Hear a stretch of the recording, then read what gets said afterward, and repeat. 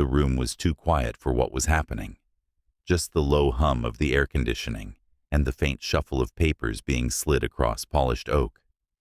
She didn't even look at me when she spoke. Your strategy is antique, like a rotary phone. We need someone who breathes hashtags. Her tone was precise, sterile, like she was ordering another espresso. Then her manicured hand pushed the termination papers in my direction, as if I were nothing more than another item on her checklist. My name is Daniel Cross. I'm 41 years old, and until 10 minutes ago, I was Vice President of Business Development at Halverson Dynamics, one of the fastest-growing tech firms in Phoenix. For the past 7 years, I had built and led a team that didn't just outperform expectations. We carried the company. Last quarter alone, my division generated 81% of total company revenue. 81%. Yet here I was, sitting across from the new CEO who'd been in charge less than 6 months, being told my work was antique. I studied her face carefully, the way you'd study a hostile negotiator across a table. She was in her early 40s, with the kind of polished confidence Ivy League schools manufacture on an assembly line. Sharp suit, sharper eyes, and a smile so thin it could cut glass. She didn't fidget, didn't hesitate. The words came out like she'd practiced them in the mirror. That was what struck me most. This wasn't a conversation. It was a script. I didn't pick up the papers right away. Instead, I leaned back slightly, my palms flat on the armrests of the leather chair, taking in the sterile walls of the boardroom, the faint reflection of the city skyline in the glass. This was supposed to be my home turf. I had spent countless nights in this building, closing deals that kept Halverson alive. Deals nobody thought were possible. Yet the only thanks I was being given was a signature line at the bottom of a pink slip. When I first joined the company, we were scraping to break even. A handful of clients, a shaky product, a future written in pencil. I worked nights, weekends, sacrificed birthdays and anniversaries to keep us afloat. I built the team myself, one hire at a time, recruiting people who believed in the vision. We clawed our way into markets our competitors thought were locked down. Within 3 years, we weren't just surviving, we were dominating. I had the numbers to prove it. And still, she wanted me gone. I looked at the termination packet, neat rows of legal text detailing how my role was no longer aligned with the evolving priorities of the company. Evolving priorities. That was corporate code for something, though I wasn't yet sure what. But the reasoning didn't add up. You don't fire the man running the division that funds your payroll, not unless there's something else at play. Most people in my shoes would have argued. Some would have begged. Others might have erupted, shouting until security dragged them out. I did none of those things. My expression didn't change.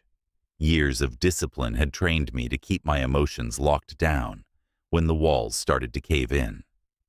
Instead, I reached across the table and took her hand. Her skin was cold, her grip firm, but rehearsed. "Thank you," I said, though neither of us believed the words meant gratitude. I held her gaze for 1 second longer than was comfortable, then released her hand and stood. She expected a scene. I could see it in the way her jaw tightened as I straightened my jacket. But I gave her nothing. No explosion, no bargaining, no cracks in the armor. Just silence. I tucked the papers under my arm and walked out of that boardroom, past the glass offices and the same hallways where I'd spent years of my life building something that mattered. My shoes echoed against the marble floor as I reached the lobby, and in that echo, I felt something hard settle inside me. It wasn't grief. It wasn't even rage. It was colder than that. It was clarity. I sat at my kitchen table long after the sun had gone down, the termination papers still folded in my briefcase, like classified documents I wasn't ready to read again. The silence of the house pressed in around me, broken only by the hum of the refrigerator and the occasional tick of the wall clock. I replayed the conversation in my head like a combat debrief, every word of hers broken down, examined, tested for hidden meaning. Your strategy is antique, like a rotary phone. The phrase had been delivered so casually, but it stuck like a knife. She wanted me gone, and not because of strategy. That line had been a cover. I opened my laptop, the glow from the screen throwing sharp light across the room, and started pulling files. Quarterly reports, earnings statements, board memos. My name was everywhere. Last year's Q2. Cross's division responsible for 74% of growth. Q3. Daniel's team secures largest contract in company history. The most recent board deck still listed my division as the backbone of Halverson Dynamics. These weren't my words, they were the board's. And 6 weeks later, I was out. Something didn't add up. I took screenshots, one after another, revenue charts with my initials stamped at the top, client testimonials citing me by name, projections I had personally built that were now folded into the company's entire forecast. If strategy was the excuse, it was paper thin. I wasn't fired because I was irrelevant. I was fired because I was inconvenient. Scrolling deeper into the company's internal systems, I found contracts that hadn't crossed my desk before. Vendors I didn't recognize, startups with glossy names, but no real track record. The amounts were staggering, 6 figures pushed to firms with no measurable return. Marketing collectives, influencer agencies with websites built in a weekend, companies tied suspiciously close to the CEO's personal contacts. Budget had been reallocated away from proven divisions into these black holes. I felt the cold weight in my chest spread as I compiled the data. She wasn't just trying to modernize. She was bleeding the company for her pet projects, maybe worse. And I was the one person with the numbers to prove it. Removing me wasn't strategy. It was cover. My phone buzzed on the table.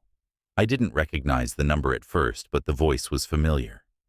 Mark, one of the senior managers who'd worked under me for years. He didn't waste time on small talk. "They wanted you gone fast, Daniel." I heard it from someone upstairs. "She's been whispering to the board for weeks, saying you're holding the company back." They bought it. Or at least, they pretended to. I stayed quiet, letting him fill the silence. He lowered his voice, even though he wasn't in the same room. "The truth is, you were the only one who could challenge her numbers. She needs the board blind while she runs her projects. Without you, nobody can prove the losses." I thanked him, kept my voice level, and hung up. Then I stared at the wall for a long moment, the words settling like dust after a blast. This wasn't paranoia. It was confirmation. I went back to the laptop and started building what I knew I would need: a dossier. Every report, every memo, every irregular contract. I pulled company credit card statements, expense logs, invoices. Each file was saved twice, then copied to an encrypted drive. I wasn't just archiving, I was weaponizing. The deeper I dug, the worse it looked. 1 million here, 500,000 there, all funneled into initiatives that hadn't produced a dime of revenue. I cross-referenced dates and signatures. Every one of them had hers. By midnight, the folder on my desktop was thick with evidence. I renamed it with a single word: proof. Then I sat back, staring at the word glowing on the screen, and felt the calm wash over me again. She thought she'd buried me quietly, but all she'd done was hand me a shovel. The fight hadn't even started yet. The glow of the laptop lit up the darkened office like a crime scene lamp, and in a way, that's exactly what it was. I had already pieced together the questionable vendor contracts, But now I was digging deeper, tracing where the money actually went once it left Halverson Dynamics. The further I followed the trail, the clearer the picture became. Payments routed to marketing collectives with no verifiable client list. Wires to agencies with P.O. boxes instead of real offices. One even traced back to a limited liability company registered under the name of the CEO's old college roommate. Another showed a consulting retainer to a firm that had been incorporated only 3 weeks before she signed the contract. I stared at the records, scrolling line by line. It was a siphon, plain and simple. Company money funneled into shells, all connected by threads leading back to her network. What she called innovation was nothing more than gutting the company from the inside out, dressing it in buzzwords, and hoping nobody noticed until it was too late. If I had still been in my seat, I could have killed this before it spread. Now I understood why she'd been so eager to slide those papers across the table. She didn't fire me because I was outdated. She fired me because I was dangerous. I started cross-referencing, phone logs, email metadata. Not the contents. I no longer had clearance for that. But the skeleton around them. Who she was talking to, how often, at what hours. The patterns were undeniable. Late-night calls to the same handful of numbers, tied to those shell firms. Clusters of emails exchanged minutes before large transfers went out. A web of activity too coordinated to be coincidence. Every connection formed a lattice that spelled out exactly what she was doing, enriching herself and her allies while setting the company up for collapse. The betrayal felt bigger now, heavier. It wasn't just my career she'd knifed in that boardroom. It was the livelihoods of everyone who had believed in the mission. I thought of the junior staffers I'd mentored over the years, fresh out of college, eyes wide and eager, staying late to crack accounts that seemed impossible. I thought of the culture we'd built, Friday night takeout dinners in the office, whiteboards scrawled with ideas, the thrill when a deal finally landed. Those people weren't just employees. They were soldiers in a fight we believed in. And all along, while we fought to win ground, she'd been setting up her own private extraction plan. That realization hardened something in me. I wasn't just avenging myself anymore. I was avenging all of them. A week after my termination, the company organized a farewell dinner, a sterile gesture dressed up as camaraderie. We gathered at a downtown restaurant, long table, wine glasses, the clink of silverware against porcelain. Colleagues raised their glasses in a toast, voices polite, but subdued. I studied their faces carefully, one by one. Some looked guilty, unable to meet my eyes. Others looked relieved, as though my absence meant their own positions were safe. A few looked genuinely sad, but even that sadness was tinged with hesitation. Nobody wanted to stand too close to the man who had been cut loose.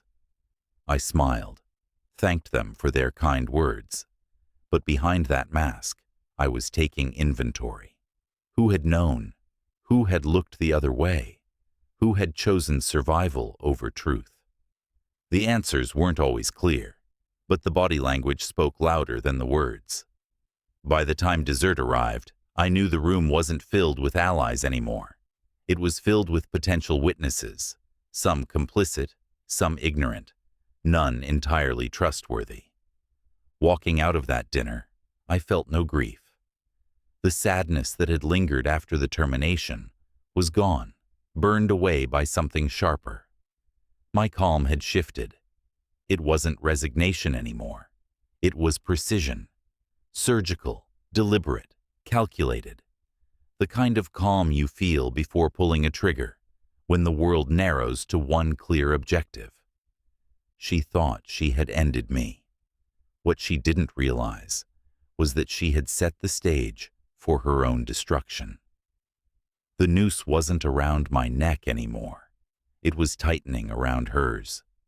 The office of Stephen Hale smelled faintly of leather and strong coffee, the kind of scent that made you think of men who lived in courtrooms. He was a broad-shouldered man in his 50s, the kind of presence that filled a room even when he wasn't speaking. A small bronze plaque on the wall showed his service in the Marines 2 decades earlier. It explained his bearing, the way he leaned forward across the desk, like we were planning a mission. When I finished laying out what I had uncovered, he didn't look surprised. He just folded his hands together and said, "We don't shout. We don't beg. We build the case so airtight, it suffocates them." I slid the drive across his desk, the one labeled Proof. He plugged it in, scrolling through folders of vendor contracts, expense statements, bank transfers, and screenshots of internal memos. His eyes narrowed slightly, but his expression stayed calm. Every few minutes he muttered under his breath, "Strong, damning, this one's gold." When he was done, he leaned back in his chair. "This isn't just grounds for dismissal of a CEO. This is grounds for federal investigation." We began to map the strategy. First, evidence of fraud, payments to shell vendors with no legitimate services provided, contracts signed in the middle of the night, all funneled through her authority. Then breach of fiduciary duty, the reallocation of company funds into her pet projects, while eliminating the one division that generated 81% of revenue. The betrayal wasn't just personal anymore. It was quantifiable, documented, impossible to refute. Stephen called in his paralegal, a quiet woman with sharp eyes, and together we compiled the whistleblower packet. Every document was indexed, cross-referenced, annotated so that regulators wouldn't need to guess at the story. It would be spelled out in black and white. Parallel to that, we began constructing a dossier for the press. Business journalists lived for scandals like this. Give them a narrative with receipts, and the headlines would write themselves. The plan wasn't a single strike. It was a layered ambush. If the board hesitated, regulators would crush them. If regulators dragged their feet, the media would ignite public pressure. Every avenue was covered, every angle accounted for. Stephen repeated the mantra as we worked. No shouting, no begging, suffocate them. Late nights bled into early mornings as I combed through more records, feeding the machine we were building. Every time I thought I had reached the end of the trail, another discrepancy appeared. A consulting retainer hidden under innovation initiatives, a 6-figure branding strategy executed by a firm that had never once produced a campaign. I flagged them all, sending them to Stephen's office where they were cataloged, logged, and filed into the growing arsenal. Through it all, my emotions never spiked. The grief had been burned out of me weeks earlier, replaced with a precision that felt almost mechanical. My calm was sharper now, honed to a single point. I wasn't just preparing for justice. I was preparing for annihilation. The date of the next board meeting loomed closer, circled on my calendar like a target. That was where it would happen. Not behind closed doors, not whispered in a side room. In the boardroom itself, in front of every shareholder, every director, with her sitting only feet away. The evidence wouldn't just end her position, it would end her career.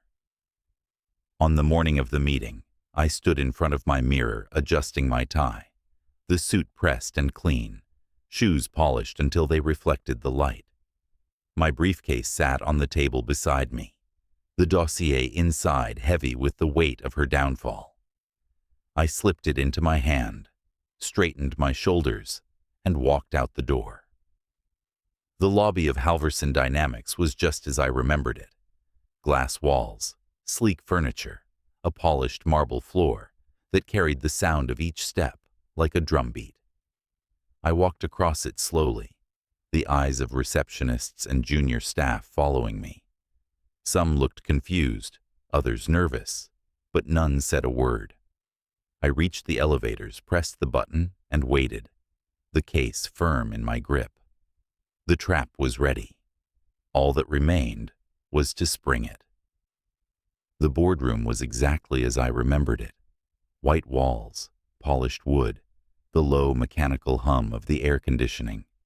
The same sterile air where she had ended my career weeks earlier. Only this time, I wasn't there to sit quietly. I placed my briefcase on the table, clicked it open, and spread the dossier out in neat rows. No theatrics, no wasted words. Just the quiet, deliberate movement of a man who knows every piece of evidence has been sharpened into a weapon. The directors shifted in their chairs as I began. "These are contracts signed within the past 6 months," I said, my tone calm but cutting. I slid the first stack forward. Vendors with no real addresses, no services provided, and no track record. 6 figures funneled out of company accounts under the guise of innovation. A few brows furrowed. One board member leaned forward to scan the names on the page, her lips tightening. I didn't pause. The next file was already in my hand. Here are the transfers. Money routed to those same vendors, many of which are connected to personal associates of our CEO. Notice the timing. Contracts signed at midnight, transfers executed within hours. This isn't modernization. This is embezzlement. The CEO shifted in her seat, her face set in a mask of irritation, but there was a nervous twitch at the corner of her jaw. "This is irrelevant," she cut in, her voice sharper than usual. "He's a disgruntled ex-employee spinning stories to justify his termination." Before I could answer, Stephen Hale leaned forward from his seat beside me. His voice carried the weight of authority and discipline, the kind of voice that made people stop mid-sentence. "Irrelevant? Then explain this." He pushed a new folder across the table with 2 fingers. Inside were the bank records, cross-referenced, highlighted, undeniable. Every dollar accounted for, every thread connected directly to her. The room fell into silence. One director cleared his throat, looking from the papers to the CEO. "Is this accurate?" he asked. She opened her mouth, but no sound came out. The composure she had worn like armor was cracking. I laid out the final piece. The whistleblower forms prepared for federal regulators. "These aren't drafts," I said. "They're signed and ready. If the board chooses to ignore this, the Department of Justice will not." Faces around the table shifted from confusion to panic, then hardened into fury. They weren't looking at me anymore. Every eye was on her. The woman who had promised them growth and delivered theft. The hum of the air conditioning was the only sound until the chairman finally spoke. "Effective immediately, you are relieved of your duties as CEO of Halverson Dynamics." The words struck like a gavel. Security was summoned. She tried to argue, tried to summon the same clipped confidence she had used on me, but the directors weren't listening anymore. 2 uniformed guards stepped into the room, and the sight of them erased what little power she had left. She stood, shoulders stiff, but when the guards gestured toward the door, she walked without resistance. The moment the door shut behind her, the room exhaled. The chairman turned to me. "Mr. Cross, what you've done here may very well have saved this company. We'll cooperate fully with the investigation." It didn't stop there. Within hours, the press release went out. Federal regulators notified, internal investigation launched, shareholders reassured. By the end of the week, business journals ran front-page stories about the fraud, the betrayal, and the man who exposed it. Her influencer strategy, once trumpeted as the company's future, was unmasked as a smokescreen for theft. I left the building the way I had weeks earlier, but this time I wasn't carrying termination papers. I carried closure. The same marble floors echoed under my shoes. The same glass walls reflected the skyline. But the weight on my chest was gone. She had tried to erase me, to bury me beneath her lies. Instead, I had erased her. In war, the enemy tries to take your life. In business, they try to take your livelihood. The battlefield changes, but betrayal always wears the same face. And in the end, the only real justice is refusing to let the liar's story become your truth.